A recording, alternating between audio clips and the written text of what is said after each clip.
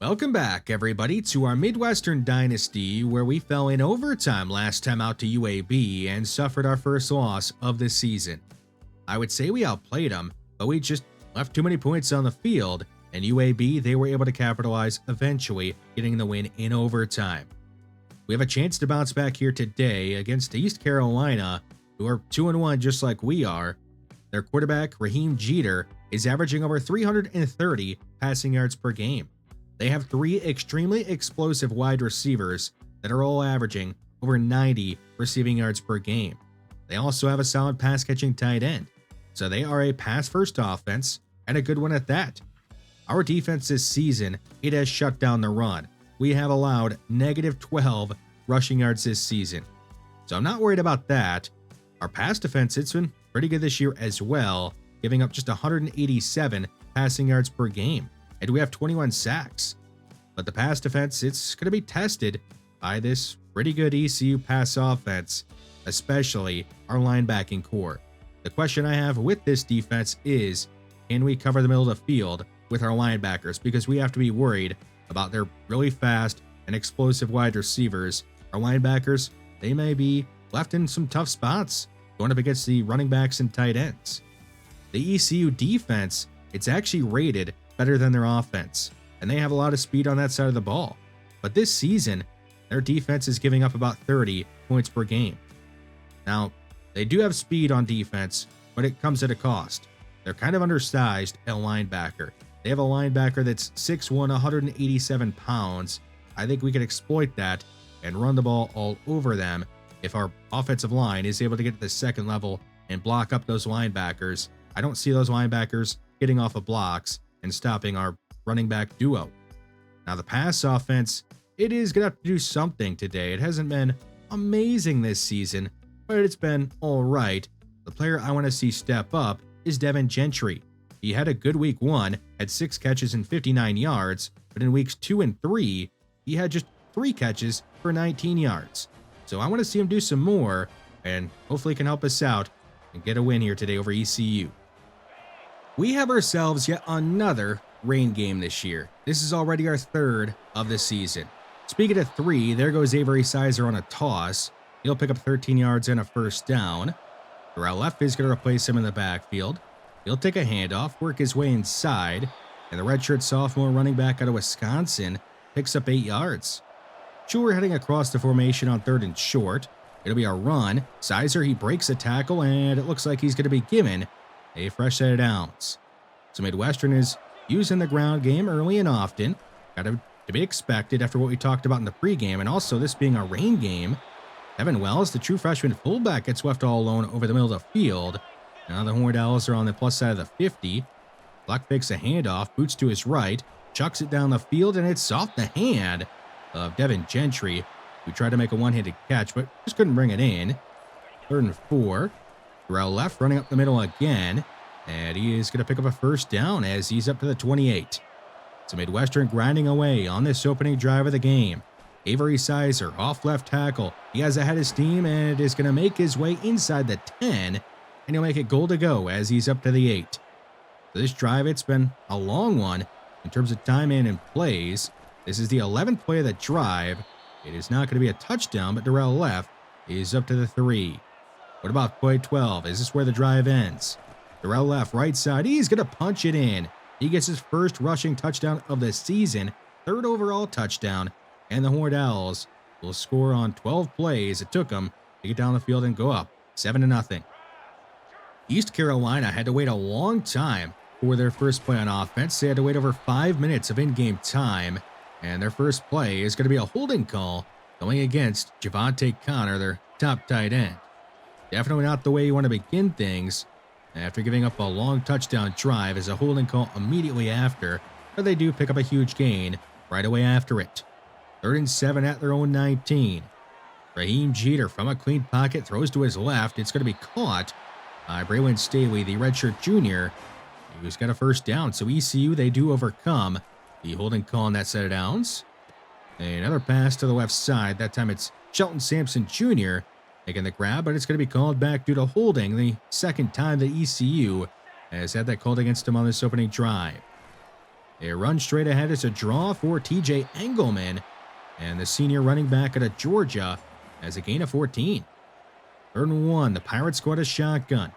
Raheem Jeter has a man wide open over the middle of the field. That's Javante Connor, and that'll be a first down for ECU. So they overcome 2 holding calls and are now at midfield. Jeter, it's Connor again, his 2nd catch on this drive, and he's going to go down at the Dallas 35-yard line. Under a minute to go in the first quarter. Just the 2nd drive of the game. Javante Connor makes another catch. This time he has a gain of 6. You can see that he came into this game with only 11 catches on the season. He's getting a lot of targets early on this drive. First down is going to be picked up by ECU as Malik Leverett makes a catch. TJ Engelman, he's going to run inside and nearly get a first down as he's up to the 13. A chance for Midwestern to get off the field, and they're going to jump off sides, it looks like. Cortland Rahm, and the true freshman, is going to be called for an offsides penalty. Goal to go at the 6-yard line. They're going to go with a speed option, and Jeter doesn't pitch it. Where Sanzenbacher makes the tackle at the 5. 3rd down. This is the 15th play of the drive, and pressure is going to get to Jeter. He's going to be sacked by Edward Reed way back at the 13. A great play by him, as now ECU is going to have to bring on their kicker, Bobby LeClaire, to attempt a 30-yard field goal, and his kick is good. So that drive, it ends up going 16 plays and uses up 9 minutes and 21 seconds of game time. This is just Midwestern's 2nd possession of the game, and it comes midway through the 2nd quarter. Crazy. First down picked up by Nick Shields.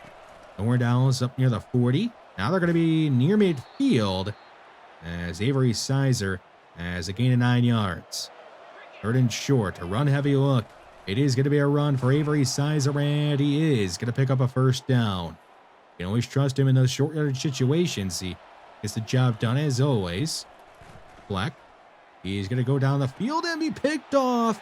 He's going to be intercepted by Cam Aldrich, the redshirt freshman. It's the first interception thrown in the career of Chuck Fleck, and now ECU is going to take over near midfield.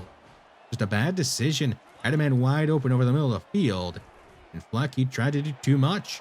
And here's a deep ball caught by Javante Connor. Already over 50 receiving yards in this game as ECU is on the attack. A big run. It is going to be their 2nd running back, Kevin Bear.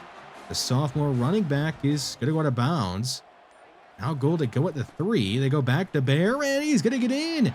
He'll get his 4th touchdown of his career. And the Pirates, they take advantage of the mistake by Chuck Fleck and now have a lead 10-7. So Midwestern back on offense, starting at their own 25, hoping to take better care of the ball on this drive. Chuck Fleck is going to run with a lot of room on the right side and slide down near midfield. Good job by Chuck Fleck to see nobody was open. He is a very mobile quarterback, and he uses his wheels to get us a huge gain. Joey Hammer is going to make a tough catch on the left side. Just his first of the game, a gain of 6. A 5-wide look from the Horned Owls on 1st and 10. Fleck is going to connect with Darrell left, and he is going to be guided out of bounds at the 22 with a gain of 16. Under a minute to go in the first half. A fake from Fleck. He is going to throw left side towards the end zone, and it's caught by Devin Gentry. He gets his first touchdown of the season. In Midwestern, they will take the lead back here late in the first half, going up 14-10. East Carolina on offense to begin the second half. Raheem Jeter is going to take a shot deep down the field and hit Shelton Sampson Jr. in stride. It is going to be a 71-yard strike, and East Carolina, the Pirates, they're going to snatch the lead here at the start of the 3rd quarter, going up 17-14. Ben Edmonds just didn't have the foot speed to keep up with Sampson Jr., who does average nearly 22 yards per catch this season. Well, he did coming into this game. That average is going to be going up clearly after that play. Big pickup there for Nick Shields.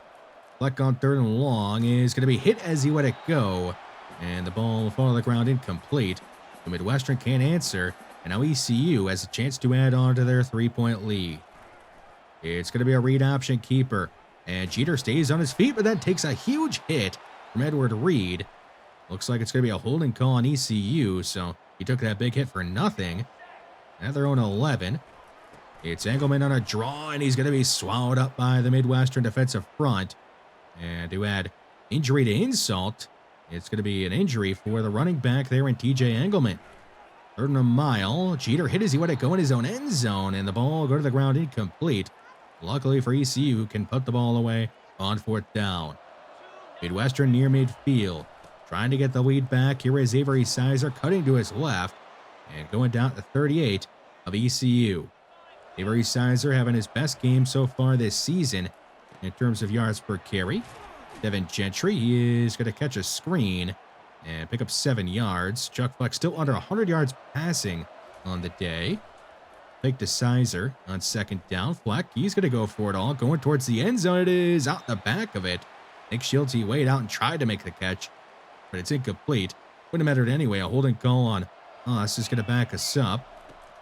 At the 42 of the Pirates, the Horned Owls are going to go with a screen, and Darrell F is going to run by his own blocker.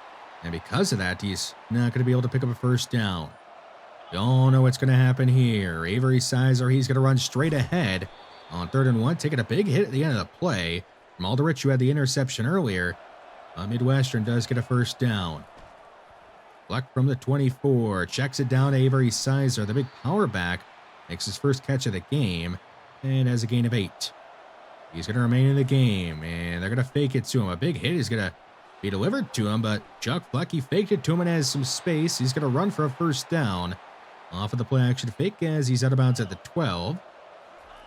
Fleck on 1st and 10.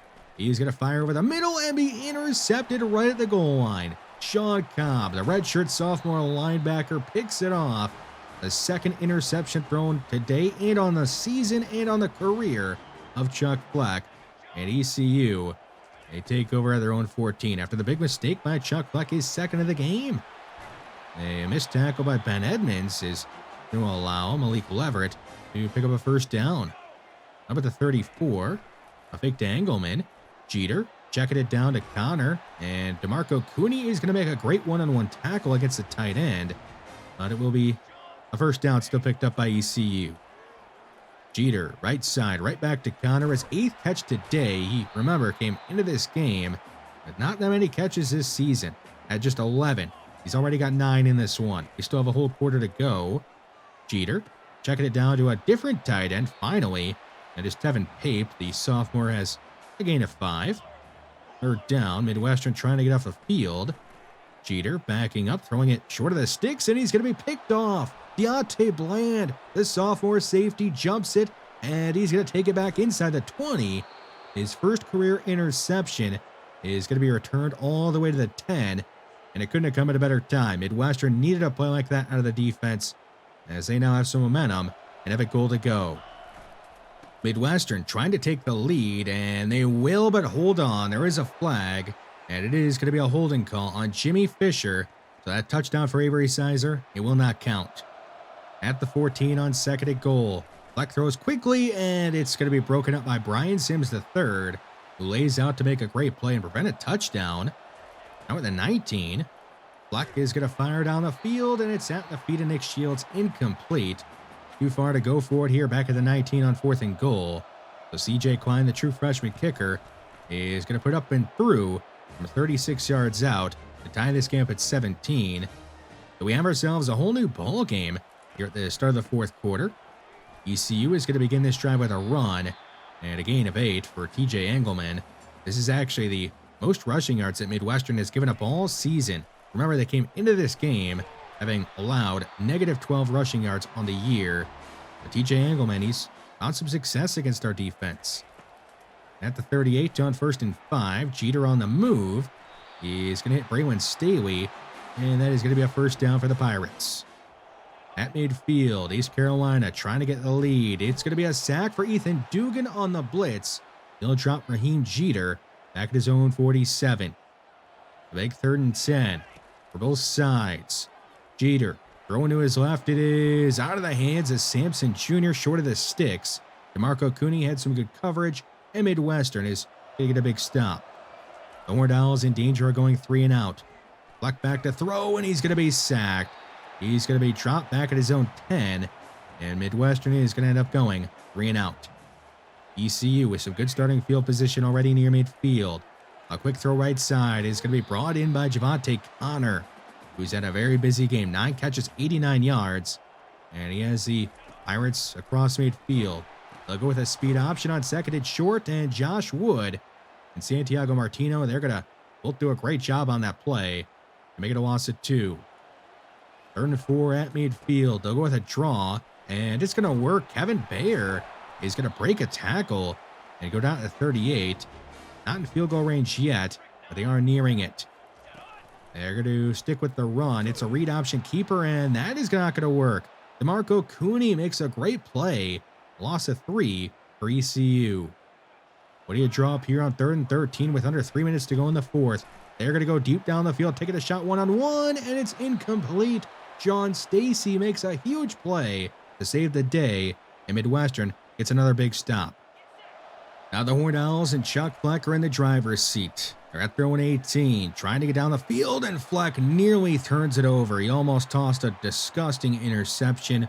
He overthrew Devin Gentry, and now it's 3rd and 12. How aggressive do they want to be? Fleck has time. He's going to go underneath to Darrell Leff, who turns upfield and is able to get out of bounds and stop the clock with 2:02 to go in the 4th quarter. So a big first down picked up. And it looks like they want to take a shot, but nobody's open. Fleck is going to run, break a tackle, and go out of bounds with a first down and a gain of 11 as we have the 2-minute warning. Near midfield. Fleck scanning. And again, it looks like he wants to run. He will, and he'll get another first down. 2 first downs picked up with his legs on this important drive late in the game. From the plus side of the 50, Fleck running for a 3rd time on this drive. They'll slide down with a 7-yard pickup as Midwestern is nearing field goal range. Under a minute to go, Fleck going down the field to Roberto Suarez, and he's going to hang on. He'll pick up 15 yards, making a tough catch, and the Horned Owls are in field goal range. They want to get a bit closer, but ECU, they're playing things tough. They'll stuff that sweep and make it 3rd and 12 now. It's a direct snap to Sizer. He is trying to get it centered, and he's going to make it back to the original line of scrimmage. ECU, they used their last timeout. So here is CJ Klein, the true freshman kicker from 39 yards out. His kick is up and good. Midwestern is going to take the lead late in the 4th quarter, going up 20-17, but will it be enough? ECU facing 4th and 10. Jeter has too much time. He'll go deep left side, and Connor's going to make the catch going out of bounds at the 40 with his 10th catch of the game. They are in Hail Mary range with under 10 seconds to go, and it looks like they'll go for one. This is going to be the last play of the game unless there's a penalty. A deep shot left side is out of bounds and incomplete with 0s on the clock and no flags on the play. This game's over. Midwestern is going to hang on and win over East Carolina on the road, winning 20-17 despite not scoring a single touchdown in the second half. The player of the game, that is Darrell Leff. I don't completely agree with it. We didn't really have anybody on offense deserving of the player of the game award. He did have 4 catches and 47 receiving yards, which led the team to go along with his rushing touchdown, the first of his season. But the defense, they carried us in this one. Besides that 71-yard touchdown we gave up at the start of the 3rd quarter, the defense, it dominated in the second half. That Deontay Bland interception couldn't have come at a better time. We really needed that. I would have probably given him the player of the game award just for that play alone. Chuck Fleck tossed 2 interceptions, clearly not his best game or the offense's best game. Tired of playing these rain games. Hopefully we get a normal weather game here soon. Nice for Devin Gentry to catch his first touchdown of the season. Rush attack, it was all right. Not his best either. Still expecting more out of our 2 top running backs. We had a bye week on our schedule, so we did it 3-1. I think we're sitting in a pretty good spot. You know, we did have that loss to UAB, but apparently the voters in the media don't really think that's too bad of a loss. We're up to number 37 in the nation, which is the highest we have ever been ranked at any point in this series. The offense in the first 4 games of the year, it's been all right. Not amazing, not really impressive. Still expecting more out of them. We're averaging 212 passing yards per game and 134 rushing yards per game. We have had 3 rain games, which I think is skewing the offensive numbers for us this year. If we start to play some more normal weather games, I think the offense should be able to get going. The numbers speak for themselves when you look at our defense. We are giving up 205 passing yards per game, 16 rushing yards per game, just 15.5 points per game, and have 23 sacks in our first 4 games of the year. So we are averaging 5.75 sacks per game. Pretty elite, and we've gotten production from just about everybody on the defense. The most surprising thing to me about the play of the defense has actually been the play of our cornerbacks and the secondary in general. I think they've been fantastic. Hopefully they're able to keep it up. The kicking competition, that is going to continue on. I know CJ Klein made the game winner and was clutch in this last game, but Jason Hobbs has been solid this year so far, so we'll let that kicking competition go on a bit longer. Seth Hearns, he has been alright this year. Not impressive, not as good as he was last year. Moving on to recruiting, we have 5 new commits to go over. Jesse Ham is a 4-star gem quarterback who has a big arm, good accuracy short, medium, and deep, has great awareness for a true freshman, and even has a bit of mobility. I know we just brought in Chuck Fleck in the last recruiting cycle, and he is starting for us as a true freshman, but Jesse Ham is going to make things very interesting on what happens at quarterback next year. Sam Landman, a corner out of Chicago, Illinois, 6'1", 191, has good athletic ratings. The play rack's good as well. He needs to work on the zone, but I still wouldn't be surprised if he ends up finding the field early. Matt Davis, more than likely you are looking at a starting offensive lineman for us next year. Just look at the ratings. He's the #1 player out of the state of Minnesota, and that's not really a surprise to me with the way his ratings look. Alex Blades, a 6'3" corner out of New Orleans, Louisiana. He's a gem, a 3-star with 91 speed and good zone. Anytime you can combine that with being 6'3" as a cornerback, that's pretty dang good. Cesar Paredes is a big power back out of Florida, 6'1", 230, but he also has pretty good speed, 92, 89 excel. So I think he's going to be a big part of our offense in the future. Probably not right away since we have Von Clifton and others. He's likely going to be redshirted right away, but eventually he'll be something. We are removing Ricky Willis from our board, not because he's bad, but because Tulane is going after him pretty heavy, and also we did just get 2 cornerbacks to commit to us. We already have plenty of young quarterbacks on the roster as it is, so don't really need to go after a 3rd one in this recruiting cycle. After our bye week, we get into some more conference action. Eventually, we're going to take on Stanford, who was the preseason #1 team in the nation. They've already lost 2 games this year, so I don't know if they're even going to be ranked by the time we play them. I guess we'll see. Our next game is going to be a pretty tough one against Jacksonville State. Their quarterback, he leads the CUSA in passing touchdowns. They have 2 running backs, both averaging over 6 yards per carry. So their offense, it's been explosive, and they are averaging 32 points per game. Our defense has been good this year, but will they be able to keep it up as we get into some more conference games against teams that have played us in the past? The Jacksonville State defense, it has only given up 75 points in 5 games this year, and they are rated better than their offense. They have some impressive edge rushers that do concern me, especially with our pass offense not exactly being on fire right now. Hopefully our offensive line can hold up strong, and not just the pass game, but the run game as well. So that's who we're going to be taking on in our next game. Should be a tough one. If you guys are enjoying this series, let me know down below in the comments section. Like this video to help this series out. Subscribe to the channel if you have not already. Thanks for watching, and I will see you in the next one.